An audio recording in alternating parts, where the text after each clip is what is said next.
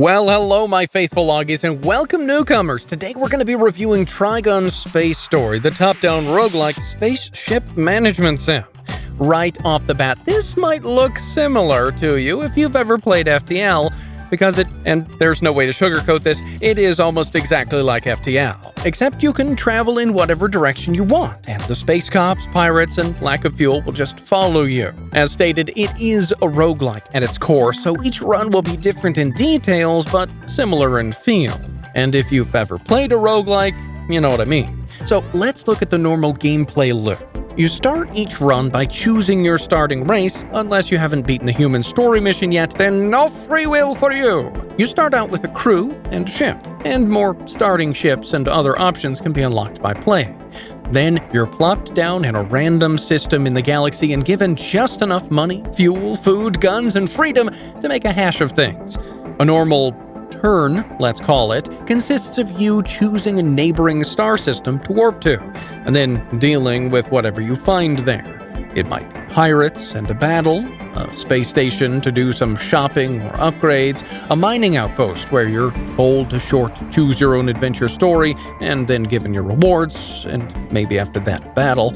Or you might find a nebula, or a black hole, or an asteroid cluster, or whatever, and then a battle sometimes. After you've dealt with the immediate threat, you're given some time to repair or make upgrades to your ship, or to choose level upgrades for your crew.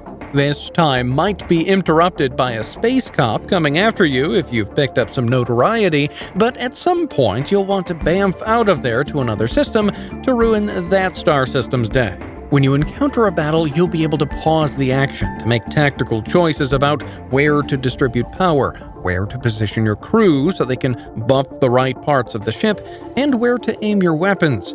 Maybe you take out the enemy bridge so they're easier to hit, or take down their shields, or just take out their guns and toy with your food before destroying them. Or maybe you miscalculate and they beam aboard and kill your crew and you start a new run. Que sera, sera. This loop continues until you find a story quest to follow all across the cosmos to complete your campaign mission. It's a bit unfortunate that free play itself is locked behind completing all 4 campaigns, which each can take a long time to finish, but it is what it is. For a game called Space Story, I feel I must say they failed to live up to that calling. I'm a huge fan of sci-fi. From Star Trek to the Ringworld to the Bobaverse and on, I've read tons of great compelling stories in short, crunchy formats even, but a few text boxes scattered around the galaxy that only thinly veil the game giving you a fetch quest, new destination, or quest marker does not an intriguing story make. And no matter what you do in the game, the moment-to-moment gameplay is the same. It's a good gameplay loop to be certain, I'm not gonna ding them on that, but the story aspect almost gets in the way of the formula that FTL perfected, rather than enhancing it and giving some great stories to tell to your friends about the great crew member that had a map to or the ancient weapon that just destroyed everything or the wormhole planet that united the Star Faction members under a new... No, just a quest marker. And there are even text boxes that highlight this poor storytelling by saying things like, "Of course the wormhole is guarded," or "The aliens agree that you should pass, but they must fight you because of their honor as a warrior race." I just can't get attached to any of it. A better name would have been Really Good-Looking FTL, but they might have run into legal problems with that one.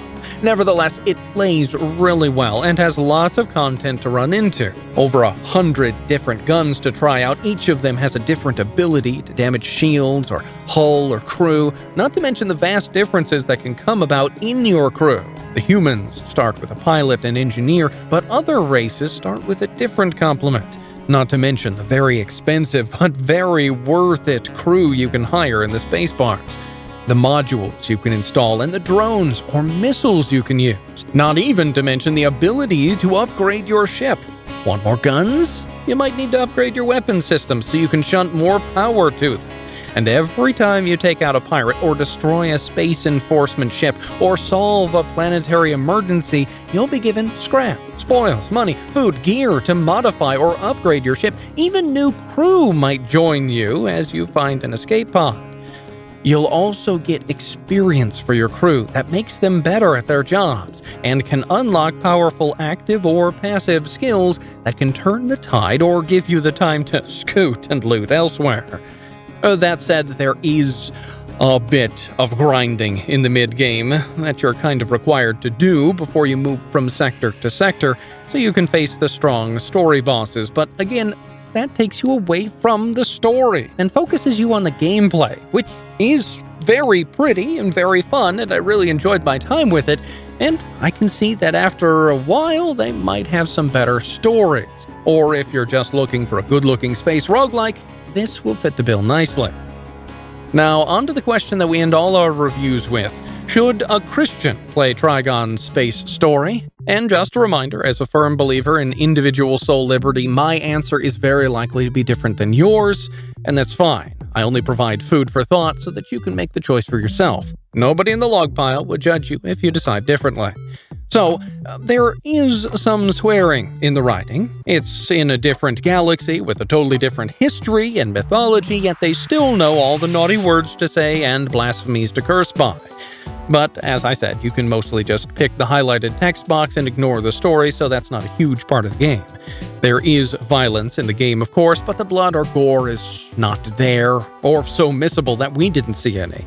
There is some drug use, and you do need to visit a bar to hire crew, but it's a tab titled Bar. There's no actual bar scene.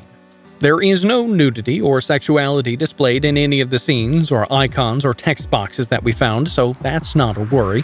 There's little to no discussion of the aliens' culture other than bad space stereotypes. Warrior race, discount Vulcans, break-ins, etc.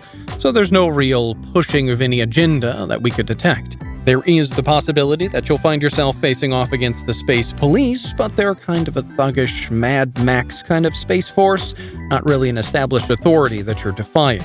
The music is very driving, but again, as with all music instances, you can just turn that down and you're not really missing much. The biggest sticking point in my mind is the price. It's $20, with a $10 Day 1 premium DLC that you can buy. But, as of this review, FTL is currently on sale, and it regularly does go on sale for $2.50. And it's just as good of a game, if not better for its polish, than Trigon. So, its biggest question in our minds is a matter of stewardship. Is it good for you to spend the extra money to get better graphics? But that question's between you and God, so I'll leave you to it. Thanks for watching. Let me remind you to check our links in the description below. We have a Discord server full of great gamers and wonderful gaming discussion, and you can catch me live as I try out new games over on Twitch. And until next time, I'll play with you again later.